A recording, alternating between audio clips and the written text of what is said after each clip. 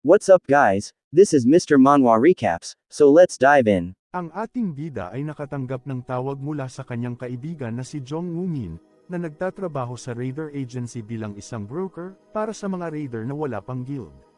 Kaya nang makatanggap siya ng tawag mula kay Woo-min, ay alam niya na magkakaroon ulit siya ng trabaho pagkatapos ng mahaba-habang panahon. Nagkita sila sa isang coffee shop at doon nila pinag-usapan ang tungkol sa trabaho na ibibigay sa kanya. Nang marinig niya ang trabahong inaalok sa kanya ay bigla siyang nagalit at napasigaw. Dahil ang gagawin lang naman niya ay ang sumalo ng pinsala galing sa mga monsters sa loob ng dungeon. Nasabi sa kanya ni Woo-min na hanggang dun lang ang maalok niya na trabaho kay Jaehyun, dahil sa siya ay isa lamang D-rank na warrior, at mas pinipili ng kanyang mga kliyente na mag-hire ng mga magician, dahil kumpara sa mga warrior ay mas mabilis matatapos ng mga magician ang trabaho, lalo na't meron silang pangmalawakang atake, at mas malakas ang pinsala na binibigay nila sa mga monsters. Walang magawa si Jaehyun sa masakit na katotohanan na ito. Kung maibabalik lang sana niya ang nakaraan, ay mas pipiliin niyang maging magician na lang, kumpara sa maging warrior. Dati ay hindi mataas ang tingin ng mga tao sa mga magician, sila ay ginagawang taga-buff lamang sa mga warriors na lumalaban sa mga monsters, at dahil sa mas mababa ang HP o buhay nila, ay hindi sila makakapag-hunt kung wala ang mga warriors.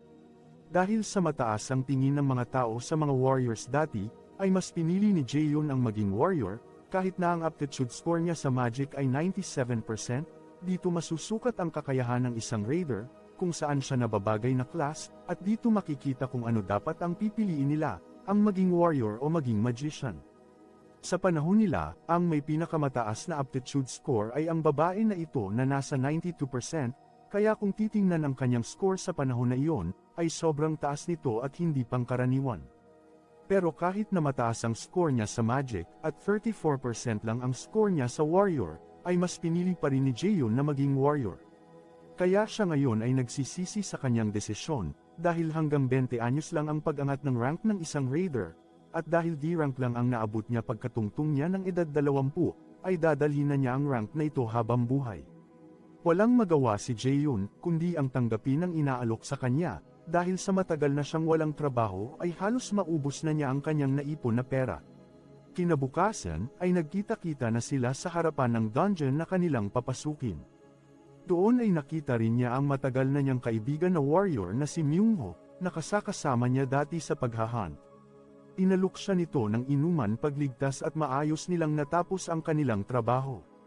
At dahil kapos sa pera si Jaehyun ay kaya naging ganun na lang ang kanyang reaksyon, napansin nito ni Myung-ho, kaya sinabi nito, na siya na ang bahala sa bayarin.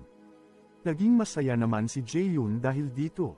Dumating na ang nakatakdang oras ng pagpasok nila sa dungeon, naalala ni Jaehyun ang imahe ng isang tao, na nagsasabi na wala siyang kwenta, napatigil siya dahil dito.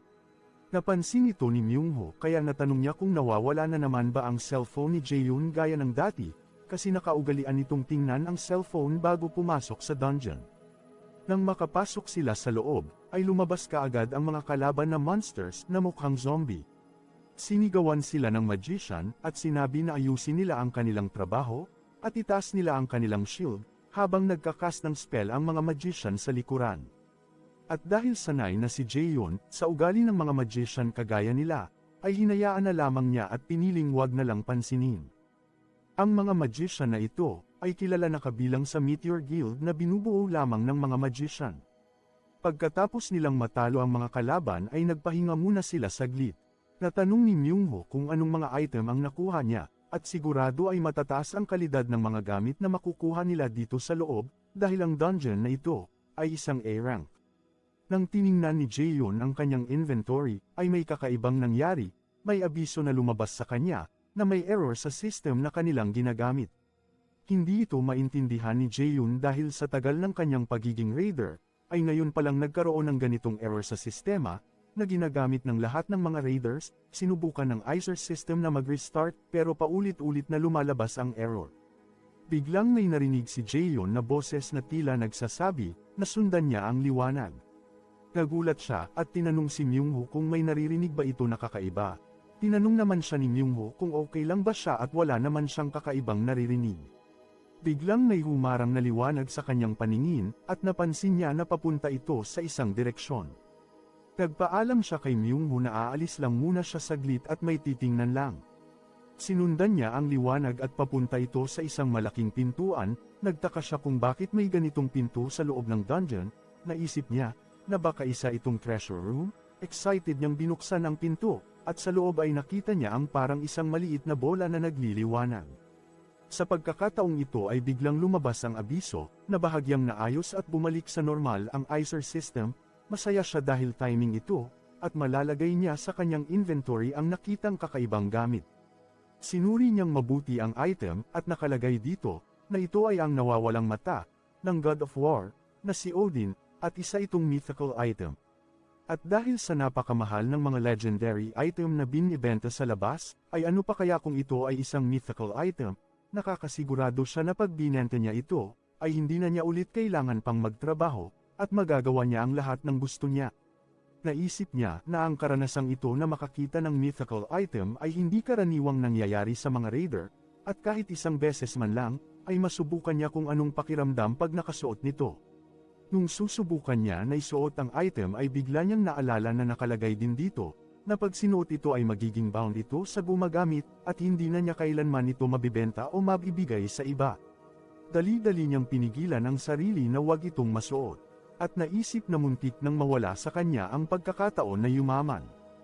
Lumabas siya sa kwarto at bumalik sa grupo ng mga raiders na kanina pa nag-aantay sa kanya, at sinabi nila na wag niyang uulitin ito, na basta-basta lang umaalis, at masasayang ang oras nila.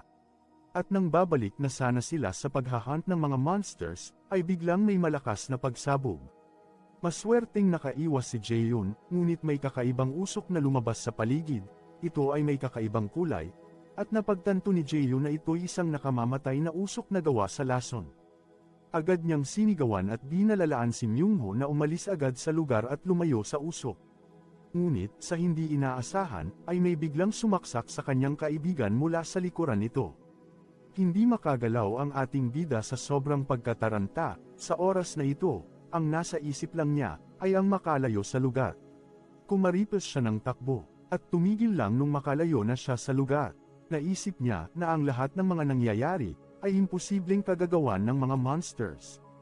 Habang iniisip niya ang mga nangyari, ay may tao na biglang sumulpot sa di kalayuan. Habang nakatalikod siya ay bigla siyang tinira nito ng malakas na skill na hugis kadena. Maswerte siyang nakaligtas, ngunit natamaan pa rin siya sa balikat. Lumapit ang lalaki sa kanya at sabay sabi, na alam niyang makakaligtas si Jaehyun sa pag-atake niya na yon. Nakita niya ang mukha ng lalaki at di siya makapaniwala, dahil ang lalaking ito ay walang iba, kundi si Jung Woo-min, ang broker, na nag-recruit sa kanya. Pinakalma ni Jaehyun ang sarili at tinanong niya si Woo-min, kung siya din ba ang dahilan ng pagsabog at pagpatay sa kanyang mga kasamahan. Sinagot siya ni Woo-min, na tama ang kanyang hinala, at lahat ng ito ay ginawa niya dahil sa kahilingan ng isa niyang kliyente. Dungeon Assassin ay ang tawag sa mga kagaya ni Woo-min, na ginagamit ang dungeon para makagawa ng krimen sa loob, at pinapalabas lang na kagagawan nito lahat ng mga monsters. Naisip niya na kung kakalabanin niya si Woo-min, ay imposible niyang matalo ito, dahil si Woo-min ay isang A-rank raider. Samantalang siya ay isa lamang D-rank.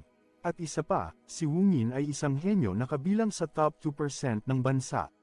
Naisip din niya na dahil hindi naman siya ang pakay ni Woo-min ay siguro ang kailangan lang niyang gawin ay ang manahimik, kahit gusto niyang maghiganti para sa kanyang mga kasamahan, ay wala na siyang ibang maisip na mas magandang paraan, lalo na at nagloloko ang Icer system ngayon, ay hindi siya nakakasiguradong makakaligtas siya.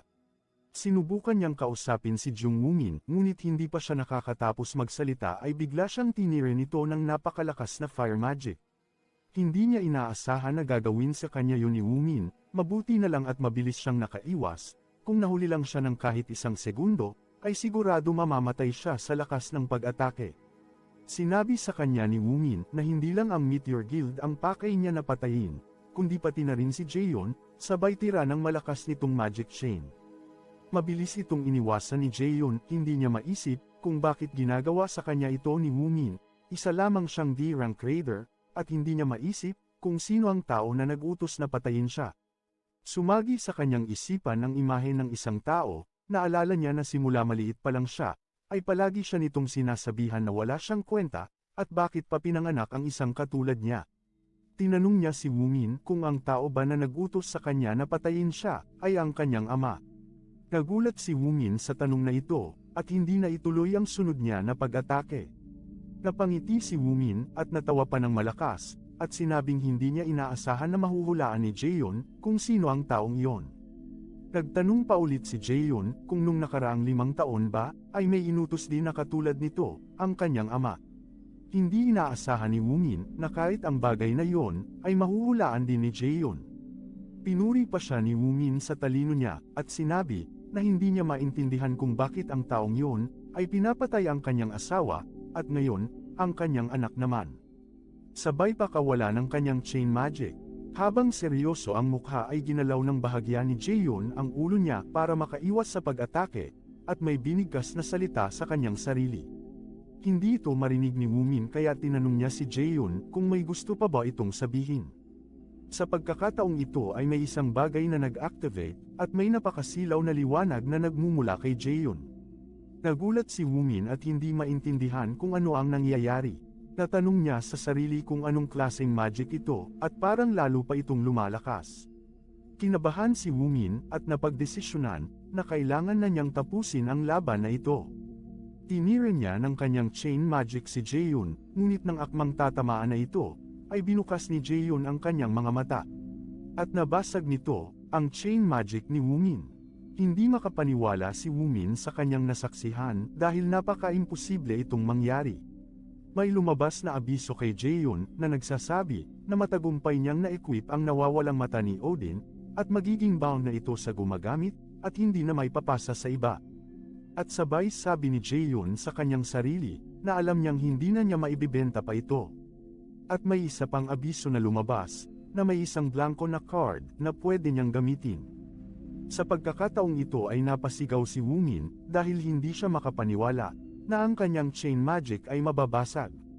Sa oras din na ito, ay may lumabas na mga abiso na nagsasabing, ang epekto ng nawawalang mata ni Odin ay na-activate. At matagumpay na nagamit ang blanco na card. Tinawag ni Jaehyun ang pangalan ni Woomin, at sinabi niya, na sa pagkakataong ito, ay pahihirapan niya ng husto si Woomin. At may lumabas na abiso na nagsasabing, ang skill na lightning chain ay kasalukuyang kinukopya. Maya-maya pa ay may lumabas na mga bagay sa likod ni Jaehyun, at kapareho ito ng chain magic ni Woomin. Hindi makapaniwala si Woomin sa kanyang nakikita, dahil ang skill na ito ay kaparehas ng skill niya, at maraming taon ang ginugol niya para pag-aralan ang skill na ito upang ito'y kanyang magamit. At ngayon ay papaanong nangyari, na ang isang hamak na D-rank warrior, ay nagawang makagamit ang isang mataas na level ng magic. Sinabi niya kay Jaehyun na hindi siya matatalo sa ganitong magic lang, at sinagot siya ni Jaehyun, na hindi niya rin alam at tingnan na lang nila, at sabay tira ng kanyang lightning chain kay Woomin. At tinira din ni Woomin ang kanyang lightning chain papunta kay Jaehyun. Ang kanilang mga lightning chain ay nagbanggaan sa ere, may isang chain na nakalusot, pero hindi ito tumama kay Woomin, at naiwasan ang iba pang mga chain na pinakawalan ni Jaehyun. At sa naiwang isang lightning chain ni Jaehyun, ay sinubukan itong sanggain ni Woomin ng isang malakas na lightning chain. Ngunit inactivate ni Jaehyun ang skill na Universal Derivation. At nabasag nito ang lightning chain ni Woomin, at ngayon ay papunta na sa kanya ang lightning chain ni Jaehyun. Inactivate niya ang kanyang magic shield, ngunit inactivate ulit ni Jaehyun ang skill na Universal Derivation, at hindi inaasahan ni Woomin na ang kanyang magic shield ay mababasag, at dahil sa sobrang lapit na ng lightning chain ni Jaehyun, ay nawalan na ng pagkakataon si Woomin na makaiwas sa pag-atake, at ito'y tinamaan. Nilapitan ni Jaehyun si Woomin at ito'y kanyang tinapos gamit ang lightning chain. Napahiga si Jaehyun, naubos ang lahat ng kanyang lakas at lahat ng kanyang magic, at sa oras na ito ay nararamdaman niya ang lamig ng paligid, at naisip na dito na siya mamamatay. Ngunit sa pagkakataong ito, ay may lumabas na abiso na nagsasabing na i-download na ang bagong operating system. Pinapili siya kung nais ba niya itong patakbuhin. At sa oras na tatakbo ito, ay babalik siya sa nakaraan, sa nakalipas na pinakagusto niyang balikan. Nagkaroon ng kaunting pag-asa si Jaehyun na mabuhay, inisip niya kung anong magiging epekto nito sa kanya, kung ang naghihintay ba sa kanya sa pinakahuli nito, ay kasiyahan, o isa ring trahedya. Pero kung wala naman siyang ibang pagpipilian sa ngayon, ay wala na siyang ibang magagawa kundi patakbuhin ito. Sumagot siya at sinabing patakbuhin na ang bagong operating system. At lumabas ang abiso na ang bagong operating system, ang Nornir system, ay pinatakbo. Maya-maya pa ay nagliwanag ang paligid, at lumabas ang tatlong babae na maladyosa. Nag-uusap sila sa salitang hindi pamilyar, inabot ng babaeng may dilaw na buhok ang kanyang kamay kay Jaehyun, nung binigay ni Jaehyun ang kanyang kamay sa babae, ay may pulang abiso na lumabas, na nagsasabing, simula ngayon, si Jaehyun ay magiging kalaban na, ng mataas at makapangyarihang Aizer. At nakasaad din, na nakuha niya ang passive skill, na One Watched by the Gods. At ang passive skill din, na Absolute Eye of God. At may quest na lumabas, na pag na-recover niya ang kanyang buhay o health points ng 80%, ay makakakuha siya ng isa pang blanco na card. Pagkatapos nun ay biglang bumangon si Jaehyun, nang tiningnan niya ang paligid ay pamilyar sa kanya ang lugar. At nakita niya sa lamesa, ang larawan na kasama niya ang kanyang ina. At ang kalendaryo na may nakalagay na mag-a-apply pa lang siya sa Milays Academy bilang isang warrior. Hindi makapaniwala si Jaehyun at natanong niya sa sarili, kung ang lahat ng ito ay isa lamang panaginip. Ngunit nang tingnan niya ang kanyang mga kamay, ay may bumuo na pulang liwanag na galing sa Nornir system at sinasabing, ang ating bida ay matagumpay na nakabalik sa nakaraan, sa oras na pinakagustong nitong balikan. Timing naman na may narinig siyang nagbukas ng pinto ng bahay. Ito ay ang nanay ni Jaehyun. Hindi niya mapigilan ang pagtulo ng kanyang luha, sabay takbo papalabas ng kanyang kwarto. At niyakap niya ng mahigpit ang kanyang ina. Hindi makapaniwala si Jaehyun sa mga nangyayari, kung isa lamang itong panaginip ay ayaw niya nang magising pa. Nung nasa mesa na sila at kumakain, ay nagtataka ang kanyang ina, kung anong nangyayari kay Jaehyun, dahil kadalasan si Jaehyun ay tahimik lamang, at ngayon ay hindi matigil sa pag-iyak. Tinanong niya si Jaehyun kung anong nangyari, sinagot naman siya ni Jaehyun na nagkaroon lang siya ng masamang panaginip. Sinabi niya sa kanyang ina na mag-a-apply siya sa Milays Academy. Sa isip ng kanyang ina ay alam na niya kung anong sasabihin ni Jaehyun sa kanya, ngunit nang sinabi ni Jaehyun na mag-a-apply siya sa academy bilang isang magician ay natigilan siya, hindi nito maisip kung anong nangyari bakit biglang nagbago ang kanyang desisyon, dahil sa simula pa lang, ay gustong-gusto na nitong maging warrior. Sinabi ng kanyang ina na susuportahan niya si Jaehyun kahit ano pa ang pipiliin nito. Kinabukasan habang nag-e-exercise siya sa kanyang kwarto, ay may lumabas na abiso sa kanya, na nakompleto niya na ang quest na kung saan ay kailangan ng katawan niya na makarecover ng 80%. At dahil dun ay natanggap niya ang isang blanco na card, na pwede niyang gamitin para makakopya ng skill ng iba. Inisip niya na ang active skills lang na meron siya, ay ang Lightning Chain, at ang Universal Derivation, at ang ibang skills ay mga passive skills na pang-warrior. Ang kanyang level ay bumaba, kaparehas na ito ng level dati, bago siya pumasok sa Milays Academy, at lahat ng stats niya ay nag-reset at bumaba din. Naisip ni Jaehyun na kung kukuha siya ng mga high rank na skill ay hindi rin niya ito masyadong magagamit, dahil mababa pa ang kanyang mana, kaya ang pinakamagandang skill na pwedeng kopyahin, ay skill na pang-heal. Habang iniisip niya kung saan siya makakakuha ng magandang spell na pang-heal, ay may tumawag sa kanya.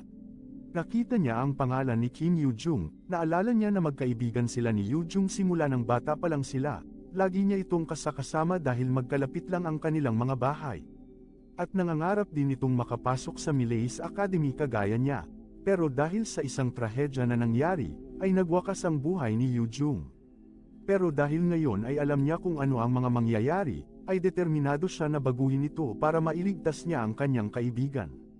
Nung binasa niya ang mensahe, ay sinasabi ni Yoo-jung kung gusto ba nitong sumama na pumunta sa bayan, para makita nila ang sikat na si Yoo Sung-yoon. Biglang naalala ni Jaehyun si Yoo Sung-yoon, at ang magic na meron ito, ang healing skill na sacrifice. Dali-dali siyang tumayo at nagpaalam sa kanyang ina na lumabas muna, at nag-reply kay Yoo-jung na papunta na siya. Sa loob ng isang magarbong kotse kung saan nakasakay si Sung-yoon, sinabi ng driver sa kanya ang mga schedule niya sa buong araw, at tinanong kung sigurado ba si Sung-yoon na magiging okay lang siya, dahil mukha itong mas maputla. Ang lalaking nagmamaneho ay si Sung Jae. Sa isip niya ay kung meron lang sanang isang tao na may skill na kasing level ng skill na sacrifice, ay magagamot nito ang karamdaman ni Sung Yoon. Malakas ang spell na sacrifice pero sinasakripisyo nito ang buhay ng gumagamit para magamot ang iba. Nag-aalala siya para kay Sung Yoon dahil kung magtutuloy-tuloy ito, ay sigurado magko-collapse na lang ito bigla.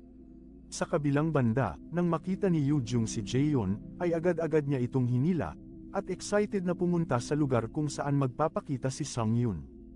Ngunit hindi nito sigurado kung saang direksyon pupunta. Pabiro na tinanong ni Jaehyun si Yoo-jung kung ang totoong pakay ba talaga nito, kung bakit ito nagpasama, ay dahil natatakot ito na mawala. Nainis na sumagot si Yoo-jung at sinabing hindi totoo yon, at huwag mag-assume si Jaehyun ng kung ano-ano, at magpasalamat na lang dahil makikita niya si Sung Yoon dahil sa kanya. Napangiti na lang si Jaehyun at naisip na tama naman si Yoo-jung, at basta makopya lang niya ang skill na sacrifice ay sigurado malaki ang maitutulong nito sa kanya. At hindi lang yon, baka matulungan pa siya ni Sung Yoon, na makapagpalakas ng mabilis, dahil si Sung Yoon ang kasalukuyang guildmaster ng Yunhwa Guild. Isa siya sa pinakamalalakas na healer, at sikat siya, hindi lang sa Korea kundi pati na rin sa buong mundo. Nung hindi pa uso ang trabaho na maging isang raider, ay andyan na si Sung Yoon para tulungan ang mga taong nangangailangan. Ngunit ang hindi alam ng lahat na pagkalipas ng 2 buwan mula ngayon, si Sung Yoon ay magko-collapse at magiging kritikal ang kondisyon. At ang rason ng lahat ng iyon, ay walang iba kundi ang skill nito na sacrifice. Umakyat sa entablado si Yoo Sung Yoon at pinakilala ang sarili, tuwang-tuwa ang mga tao, at si Yoo-jung ay napasigaw pa nang makita niya si Sung Yoon. Nung nagsalita na si Yoo Sung Yoon ay sinabi niya sa lahat, na ang mundo ay kasalukuyang nasa isang sakuna, at marami ng tao ang nasawi, matapos magsilabasan ang mga monsters. At gumaan lang ang sitwasyon nung lumabas ang mga tao na awakened o mga taong nabiyayaan ng kapangyarihan. Pero sa lahat ng mga awakened, 20% lang ang gustong maging raider, kahit alam ng lahat na ang mga taong namamatay dahil sa mga monsters ay padami ng padami. Ang gustong iparating ni Yoo Sung Yoon sa lahat, ay sana magkaroon ng mga awakened ng tapang, para labanan ang mga monsters, at hikayatin sila na maging isang raider. Pagkatapos ng talumpati ni Sung Yoon ay nagpaalam si Jaehyun kay Yoo-jung na umalis muna at may kailangan pa siyang puntahan, at huwag itong mag-alala. Dahil tinawagan niya ang mama ni Yoo-jung, at sinabi ng mama nito na siya na ang bahalang magsundo sa kanya. At bago umalis ay sinabi din ni Jaehyun na nagbago siya ng career na gustong kunin, at ngayon ay gusto niya na maging magician.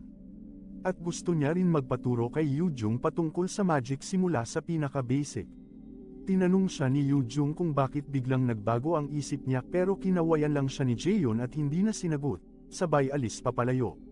Kahit takot siya na mag-isa ay wala nang nagawa si Yoo-jung, kundi ang antayin na lang ang mama niya. Pinuntahan ni Jaehyun ang lugar kung saan nakapark ang sasakyan ni Sung Yoon. Nakita niya na nakatayo sa labas ang driver nito na si Sung Jae, kaya nilapitan niya ito. Napansin siya ni Sung Jae at sinabi nito, na kung gusto niyang bigyan si Sung Yoon ng regalo bilang isang tagahanga, ay hindi ito ang tamang oras. Ngunit sinabi lang ni Jaehyun na nandito siya para makipagkita sa guildmaster na si Yoo Sung Yoon. Naisip ni Sung Jae na isa na naman itong tagahanga ni Sung Yoon na gustong maging raider. Nainis si Sung Jae at lumapit kay Jaehyun, at pinamukha sa kanya na kahit tagahanga pa siya ni Sung Yoon ay dapat hindi siya biglang lumalapit ng basta-basta. Sinagot naman siya ni Jaehyun habang nakangiti, na pag ganyan siya umasta ay hindi magiging komportable si Sung Yoon. At sinabing hindi siya lumapit dahil isa siyang tagahanga, lumapit siya kasi alam niya na may malubhang karamdaman si Sung Yoon. Natigilan si Sung Jae nang marinig niya ito. At nang sinabi ni Jaehyun na alam niya kung paano gamutin ang sakit ni Sung Yoon, ay nagalit si Sung Jae at inakala na isa itong scam. Kinwelyuhan ni Sung Jae si Jaehyun at tinanong ng pasigaw, kung saan niya nakuha ang impormasyon na may sakit si Sung Yoon. Pero kalmado lang na sumagot si Jaehyun, na walang magandang maidudulot kung sisigaw siya ng malakas, at maraming makakarinig sa kanila. Ibinaba ni Sung Yoon ang salamin ng bintana, sabay tawag kay Sung Jae at sinabing pakinggan muna nila ang sasabihin ng binata. Tinanong niya si Jaehyun kung sigurado ba ito sa sinasabi niya. Kumpiyansa naman na sumagot si Jaehyun na sigurado siya na kaya niyang gamutin ang sakit.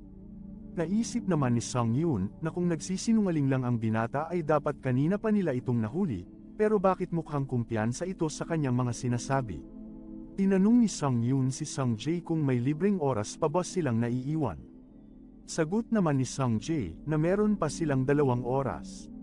Isinakay nila sa kotse si Jaeyon at dinala sa lugar kung saan wala masyadong taong makakarinig sa kanila. Doon ay tinanong ni Sung Yoon si Jaeyon kung saan niya nakuha ang impormasyon na may sakit siya. Sagot naman ni Jaeyon na hindi niya pwedeng sabihin, kung sasabihin niya ay di na niya gagamutin si Sung Yoon. Natawa na lang si Sung Yoon dahil hindi niya inaasahan na iyon ang isasagot sa kanya ni Jaeyon. Ngayon ay tinanong naman niya si Jaeyon kung paano nito planong gamutin ang sakit. Sagot naman ni Jaeyon na plano niyang kopyahin ang skill ni Sung Yoon na sacrifice. Hindi makapaniwala si Sung Yoon sa kanyang narinig. At si Sung Jae ay biglang nahampas ang mesa at sabay sabi na hindi na nila kailangan na marinig ang sasabihin ni Jaeyon dahil gaya ng akala niya ay isa lang itong scam dahil ang skill na sacrifice ay isang unique skill na tinatawag din na S-rank skill. At kung hindi man ito namana sa magulang ay isa lang ang tao na meron nito. Habang ang ibang ordinaryong skill ay nakukopya, ang unique skill ay walang paraan para ito'y magaya. Nagsalita naman si Jaeyon at sinabing kumalma muna si Sung Jae, at hindi naman siya lalapit sa kanila kung wala siyang paraan para kopyahin ang skill na sacrifice. Sinabi naman ni Sung Yoon na pakinggan na lang muna nila ang sasabihin nito. Kaya wala nang nagawa si Sung Jae kundi ang makinig. Tinanong ni Sung Yoon kung tama ba ang narinig niya, na gagamitin ito ang sariling skill para gamutin ang karamdaman. Dahil para magamot ang epekto ng isang skill ay kailangan ng kaparehas na skill, o di kaya skill na mas malakas pa, at dahil ang sacrifice ay isang unique skill, ay wala itong kaparehas at wala din skill na mas malakas pa dito. At hindi rin niya pwedeng gamutin ang sarili. Kaya wala ng ibang paraan. Kinas ni Sung Yoon ang skill na sacrifice at sabay sabi, na kung totoo ang sinasabi ni Jaeyon ay patunayan niya ito. Nung makita ito ni Jaeyon, ay nilabas niya ang kanyang blanko na card. At pagkatapos ay lumabas ang abiso na nagtatanong sa kanya, kung gusto ba niyang kopyahin ang skill. At pagkatapos na sabihin ni Bida na kopyahin na ito ay lumabas agad ang abiso, na ang skill na sacrifice ay matagumpay na nakopya sa blanko na card. At dahil hindi sila naniniwala kay Jaeyon, ay agad niyang kinas ng skill na sacrifice para makita nila na hindi siya nagsisinungaling. Hindi sila makapaniwala sa kanilang nasaksihan dahil ito ay napaka-imposible na mangyari. Biglang itinigil ni Jaeyon ang pagcast ng skill at sabay sabi, na handa na ba silang umpisahan ang negosasyon. Tiningnan ni Jaeyon ang nakasulat sa skill na sacrifice, nakalagay dito na pag ginamit ito sa mga undead monsters gaya ng zombie, ay magiging isa itong attack skill, na pangalan ay Light Judgment. Natuwa si Jaeyon nang makita niya, na hindi lang pala ito panggamot, pwede din pang atake. Nagsalita si Sung Yoon at tinanong si Jaeyon, kung anong benepisyo ang gusto nitong makuha sa Yeonhwa Guild. Naisip ni Sung Yoon, na ang kakayahan ni Jaeyon na magamot siya, ay sapat na dahilan upang makipagnegosasyon siya dito. Pero sa isip niya, si Jaeyon ay mukhang bata pa at kakasimula pa lang mag-high school. Hindi siya makapaniwala na ang isang batang kagaya ni Jaeyon ay nakakayang makipagnegosasyon sa isang guildmaster na kagaya niya. At ito ay napaka-interesante para sa kanya. Sinabi naman ni Jaeyon na ang gusto niyang mangyari ay sponsoran siya ng guild, dahil naisip niya na para lumakas siya ng mabilis ay kailangan niya ng yaman, koneksyon, at iba pa, para magawa ito, at ang lahat ng ito ay kayang ibigay sa kanya ng Yeonhwa Guild. Pumayag si Sung Yoon pero sa isang kondisyon, at ito ay sumali si Jaeyon sa guild nila. Di makapaniwala si Jaeyon sa kanyang narinig, dahil nung hindi pa siya nakabalik sa nakaraan, ay kahit ang mga pinakamababang guild ay ayaw siyang tanggapin. Tinanong niya si Sung Yoon kung seryoso ba ito sa kanyang sinasabi. Sinabi naman ni Sung Yoon na hindi siya nagbibiro, at sa katunayan ay may mga dahilan siya, kung bakit gusto niyang sumali si Jaeyon sa guild. Ang una ay dahil nalaman niya na may sakit si Sung Yoon, ang impormasyon na ito ay hindi alam ng lahat, at sila lang ang may alam nito. Ang pagkakatuklas ni Jaeyon dito ay katunayan, na mataas ang abilidad nito sa pag-iimbestiga. Ang pangalawa ay dahil nakopya niya ang unique skill ni Sung Yoon, wala pa siyang nakitang tao na kayang kumupya ng unique skill, at kung marami pa siyang makukupyang unique skill, ay sigurado maraming posibilidad ang pwedeng mangyari. At tinanong ni Jaehyun kung may pangatlong rason pa ba. Tumayo si Sung-yoon at lumapit kay Jaehyun at sinabing meron pang pangatlong dahilan, at ito ay dahil kahit ang kagaya niya na Guildmaster ng Yeonhwa Guild ay nasa harapan ni Jaehyun, ay hindi niya ito nakikitaan ng kahit katiting na nerbiyos. At ang batang hindi kinakabahan kahit nasa harapan ng Guildmaster ng Yeonhwa ay napaka-interesante. Bumalik sa kanyang upuan si Sung-yoon at nagtanong kung hindi pa ba sapat na rason ang mga sinabi niya para sumali si Jaehyun sa guild. Naalala ni Jaehyun na ang Yeonhwa Guild ay mabilis na bumagsak nung naging kritikal ang kondisyon ni Sung-yoon. Pero sa panahon ngayon, hindi mapagkakaila na ang Yeonhwa Guild ay ang numero 1 guild. Kung sasali siya dito, ay siguradong tataas ang respeto sa kanya ng ibang mga raiders. At kung gusto niyang lumakas ng mabilis ay mas makakabuti kung sasali siya sa isang guild. Tinanong ni Jaehyun si Sung-yoon kung hindi ba bawal na i-recruit siya sa guild, ngayong isa lamang siyang minor de edad. Napangiti si Sung-yoon at sabay tanong kung narinig na ba ni Jaehyun ang mga salitang priority negotiation rights. Naalala ni Jaehyun na ang priority negotiation rights ay ang karapatan ng isang guild na suportahan ang isang batang gustong maging raider para mapaunlad nito ang sarili, at sa oras na ang bata ay nasa tamang edad na, ay bibigyan niya ng prioridad ang nasabing guild na makipagkontrata sa kanya. Natuwa si Jaehyun dahil sa isip niya, ang ganitong klase ng alok ay binibigay lamang sa mga batang henyo. Hindi niya akalain na dadating ang araw na aalukin siya ng kagaya nito. Sa reaksyon ni Jaehyun ay naisip ni Sung-yoon na kahit ganun siya, ay meron pa rin itong malabatang side na nagpapakyut sa kanya. Sabay sabi kay Jaehyun na ipapadala na lang niya ang kontrata sa bahay nila, pag sinabi na nito ang address niya, at pag-isipan niyang mabuti ang alok nila sa kanya. Tumayo si Jaehyun at sinabi na bago ang lahat ay gagamutin muna niya si Sung-yoon, at naisip na hindi naman niya kailangan magmadali sa kanyang desisyon. Tumayo si Jaehyun sa likuran ni Sung-yoon at sinabi na sisimulan na niya ang paggamot kay Sung-yoon. Habang si Sung-jae ay hindi niya maintindihan kung ano ang mga nangyayari, at hindi pa rin makapaniwala na meron taong may kayang gamutin ang side effect ng skill na sacrifice. Dahil ilang tao na ang pinuntahan nila, at kahit ang mga pinakamagagaling na healer ay hindi kayang gamutin ang sakit. Sa pagkakataong ito ay may liwanag na biglang lumabas sa mga kamay ni Jaehyun, at may abiso na lumabas sa kanya, na ang skill na sacrifice ay na-activate, at maya-maya pa ay hindi makapaniwala si Sung-yoon, na nararamdaman niya na unti-unti na siyang gumagaling. At si Sung-jae ay hindi rin makapaniwala sa kanyang mga nasasaksihan, at hindi napigilan na yumuko, at sabay hingi ng paumanhin kay Jaehyun, at sinabi na alagaan niyang mabuti ang kanilang guildmaster. Sagot naman ni Jaehyun na okay lang yon, kasi siya mismo ay hindi rin basta-basta maniniwala sa mga sasabihin ng isang bata. Maya-maya pa ay may lumabas na abiso na nagsasabing, matagumpay na nagamot ng ating bida, si Sung-yoon.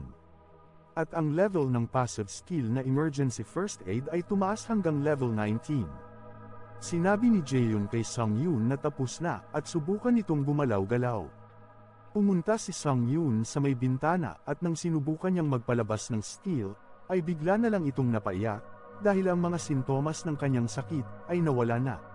Nagpasalamat si Sung-yoon sabay punas sa kanyang mga luha, at tinanong si Jaehyun kung okay lang ba siya, ngayong makukuha din niya ang side effect ng paggamit ng skill na sacrifice.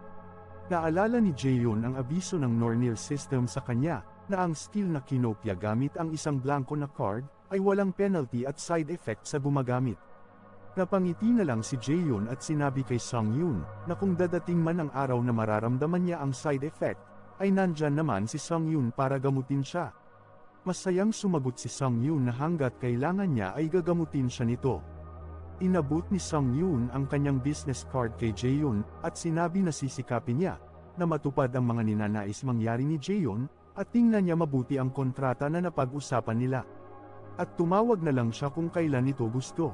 Pero sabi ni Jaehyun na may isa pa siyang kahilingan sa kanila. Gusto niya na pahiramin nila siya ng mababang rank na dungeon na pagmamay-ari ng guild, at gusto niya na pumasok sa dungeon na mag-isa. Sa sunod na araw, gamit ang sasakyan ni Sung-yoon, ay hinatid ni Sung-jae si Jaehyun papunta sa isang lugar.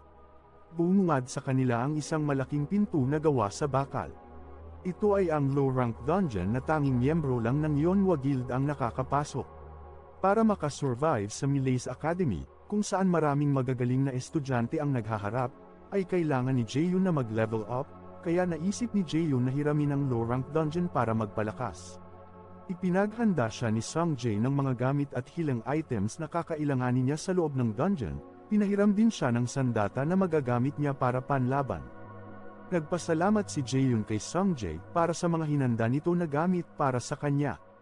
Binalalaan siya ni Sungjae na kahit i-rank dungeon lang ang papasukin niya, ay napakadelikado pa rin na pumasok mag-isa. May kinuha si Sungjae sa kanyang inventory at inabot ito kay Jaehyun.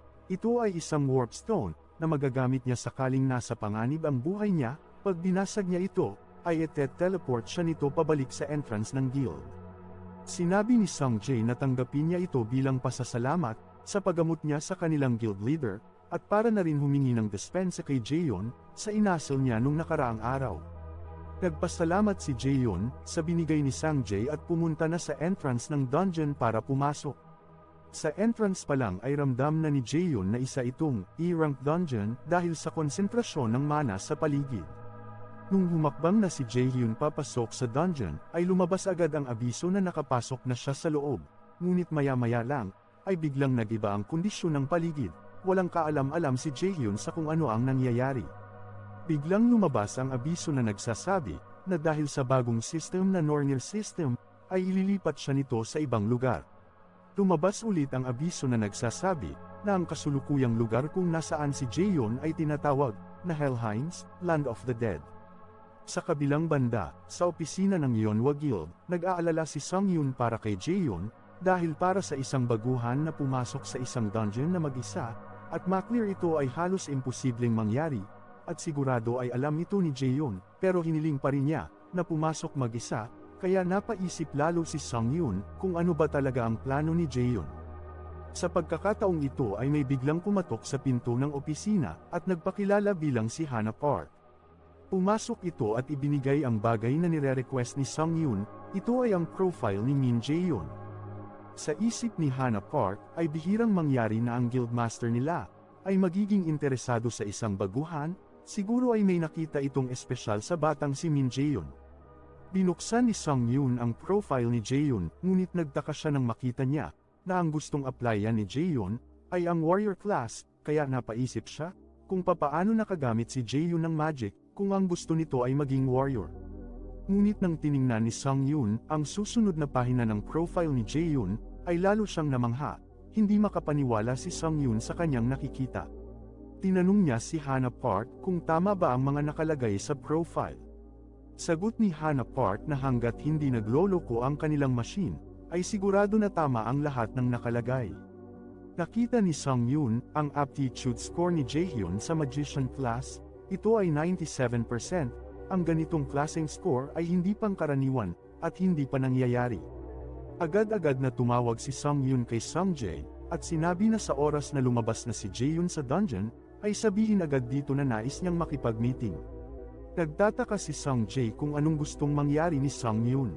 Sinabi ni Sunghyun sa kanya, na gusto niyang subukan mismo ang kakayahan na meron si Jaehyun.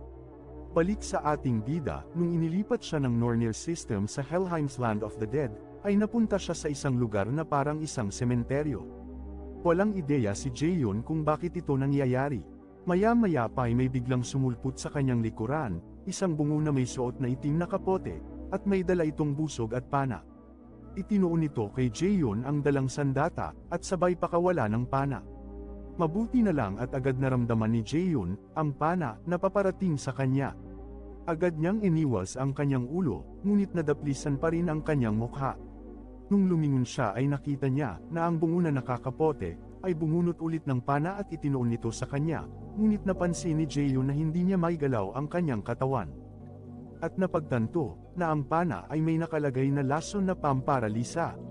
Hindi nagsayang ng oras si Jaehyun at agad inactivate ang kanyang skill na sacrifice, para magamot ang sugat at mawala ang epekto ng lason. Sa oras na iyon ay nagsilabasan na din ang iba pang mga undead na monster sa paligid. Nung pinakawalan ng bungo ang pana papunta kay Jaehyun, ay sinalo niya ito gamit ang kanyang kamay. at napangiti na lang siya, sabay bali sa pana. Sa kabilang banda, nung makabalik na si Yujong sa bahay nila, ay hindi pa rin matanggal ang inis na kanyang nararamdaman kay Jaehyun. Kahit alam nito na takot siyang mag-isa at palagi siyang nawawala sa direksyon, ay nakuha pa rin siyang iwanan nito. Kaya naisip niya na baka lahat ng ito ay sinadya lang ni Jaehyun para inisin siya. At hindi rin niya maintindihan kung bakit ang isang katulad ni Jaehyun na ayaw sa mga lugar na may maraming tao, ay pumayag agad na sumama sa kanya. Naalala niya na nung bata pa siya, hindi niya alam kung paano makabalik sa bahay nila, at umiyak na lang habang nakaupo sa isang swing. Pero salamat na lang at biglang dumating si Jaehyun, na pawisan sa paghahanap sa kanya. Si Jaehyun na palagi siyang sinasamahan, ay nakuha siyang iwanan at pumunta sa ibang lugar mag-isa. Ang mas masaklap pa, ay bigla itong nagpalit ng career na gustong kunin at gusto na nitong maging magician. Kaya hindi niya maisip kung anong klaseng kalokohan ba ang pinaplano ni Jaehyun. Oras at pagod ang ginugol nito upang makapagsanay ng husto dahil persigido itong maging warrior, kung anumang dahilan ang meron ito, ay siguradong sapat ito upang isuko ng ganun-ganun lang ang lahat ng kanyang pinaghirapan. Maliban doon ay wala na siyang ibang maisip na mas magandang paliwanag.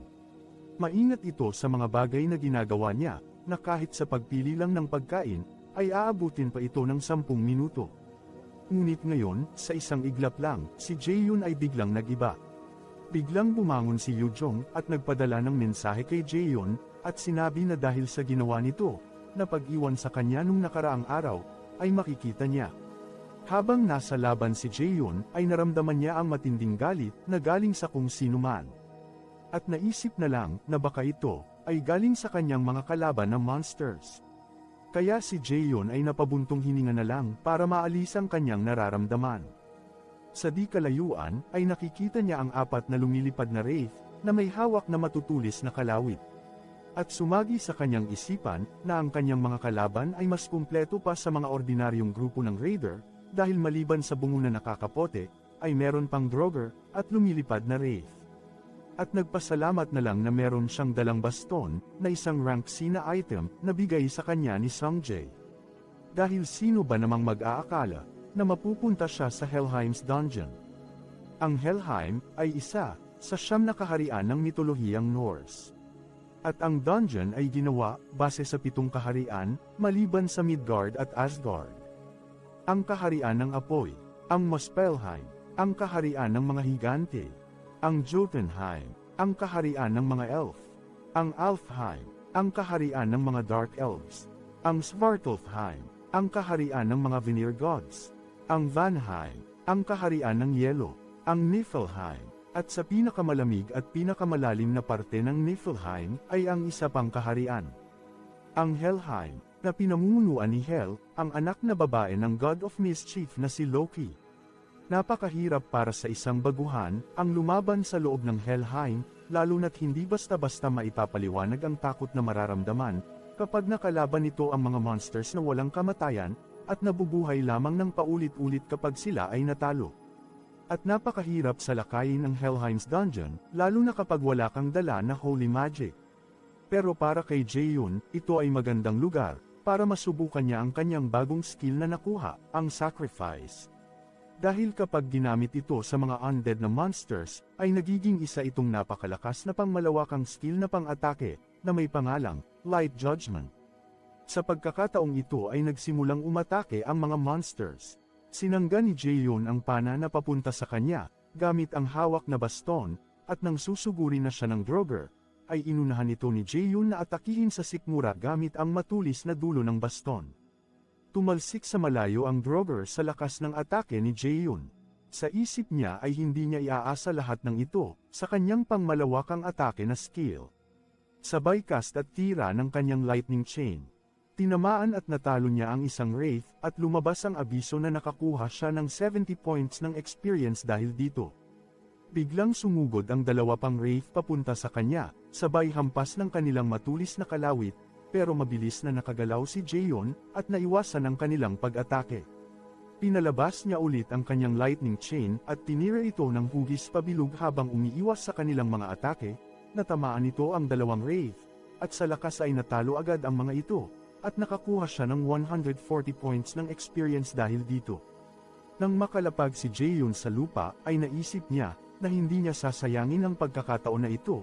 Kung ganito lang din ang mga makakalaban niya, ay sapat na ang kanyang level para talunin sila. Sinugod niya ang bungo na nakakapote, at hinampas ito sa ulo, ngunit hindi niya inaasahan na dahil dito, ay mababali ang kanyang baston. Natalo nga niya ang skeletal soldier, at nakakuha siya ng 50 points ng experience, pero nasira naman ang baston na bigay sa kanya ni Sungjae. Ngayon ay wala na siyang magagamit na sandata, na panlaban sa Drover at Wraith na pasugod na sa kanya. At dito ay natanong niya sa sarili, kung paano nga ba lumaban ang isang magician, dahil ginagamit lang niya ang dalang baston, na parang isang espada at parang isang sibat, at nabasag ang kanyang sandata dahil dito.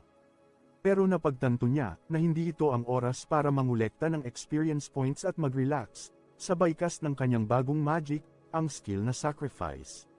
At biglang nagliwanag ang madilim at maulap na kalangitan. Na-detect ng system na may mga undead sa paligid, at dahil dito, ang skill na sacrifice ay naging isang attack skill, at may biglang lumabas na abiso na na-activate ang skill na light judgment. Biglang bumagsak ang napakasilaw na liwanag, at tumama ito sa mga undead monster sa paligid. Kasabay nito ay lumabas ang mga abiso na natalo ni Jaehyun ang Drover, at nakakuha siya ng 100 points ng experience dahil dito.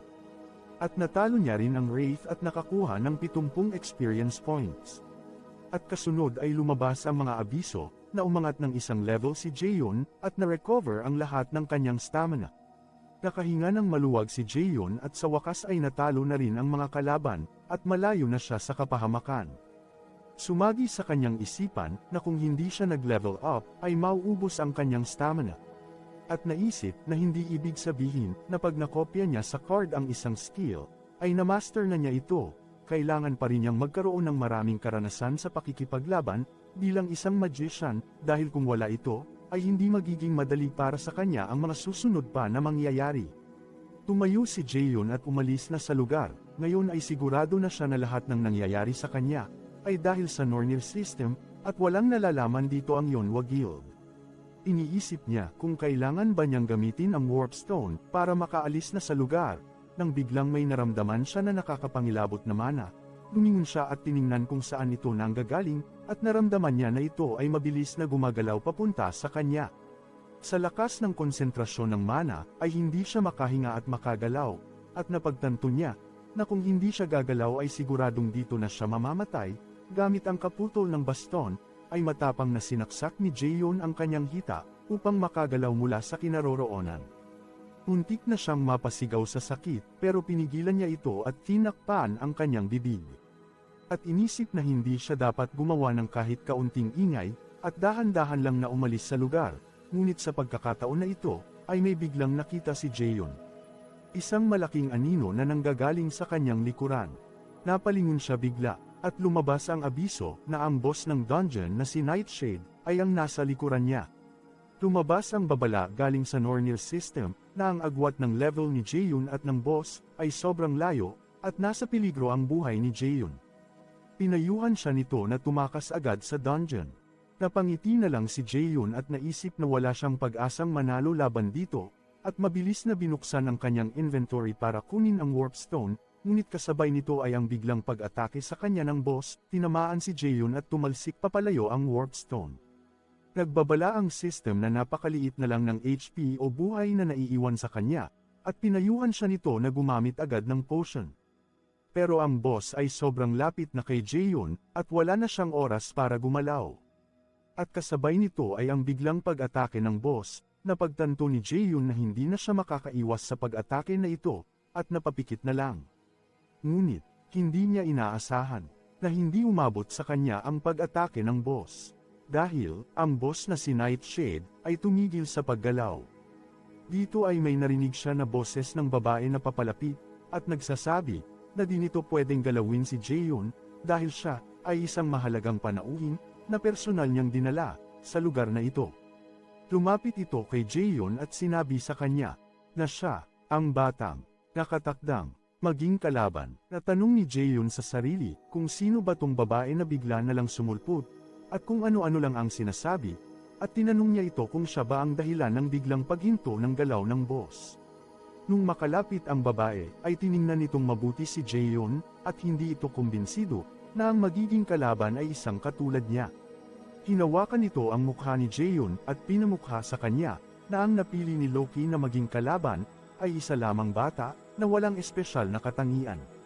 At sinabi kay Jaehyun, na ang taglay nitong magic ay hindi sapat, para kalabanin ang makapangyarihang Aizer. At napaisip ito kung ano bang nakita ni Loki sa batang ito, bakit siya pa ang napili nito na maging kalaban. Sa oras na ito ay nakaramdam si Jaehyun ng pagkahilo, at unti-unting lumalabo ang kanyang paningin, naisip niya, na siguro ay dahil maraming dugo ang nawala sa kanya dahil sa laban, at nararamdaman niya, na malapit na siyang mag-collapse.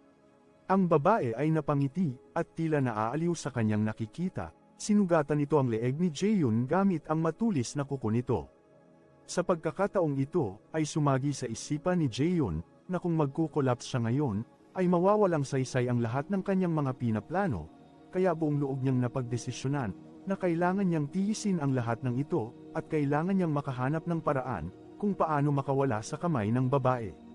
Namangha ang babae sa kanyang nasaksihan, at sinabi kay Jaehyun, na kahit ganon, ay gusto niya ang nakikita niyang tapang sa mga mata nito.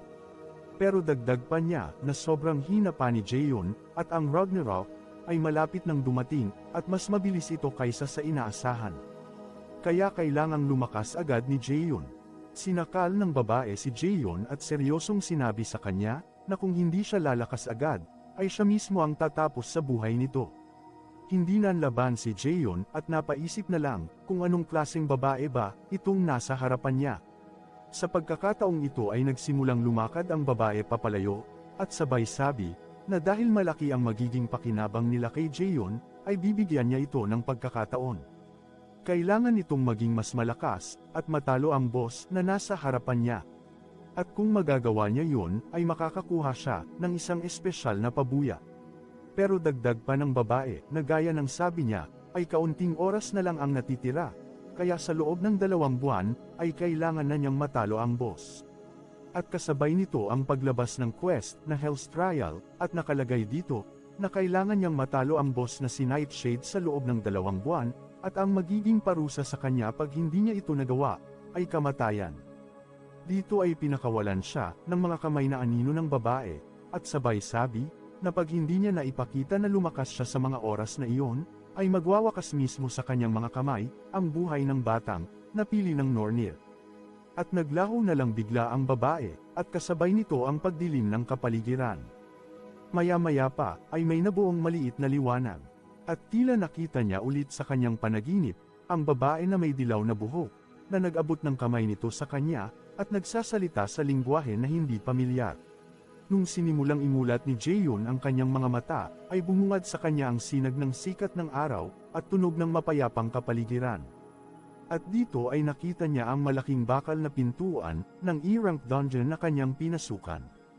At napansin din niya, na nawala ang lahat ng kanyang mga galos at sugat, na para bang sa simula pa lang, ay walang anumang nangyari sa kanya. Kaya natanong niya sa kanyang sarili, kung sino ba ang babae na nakaharap niya.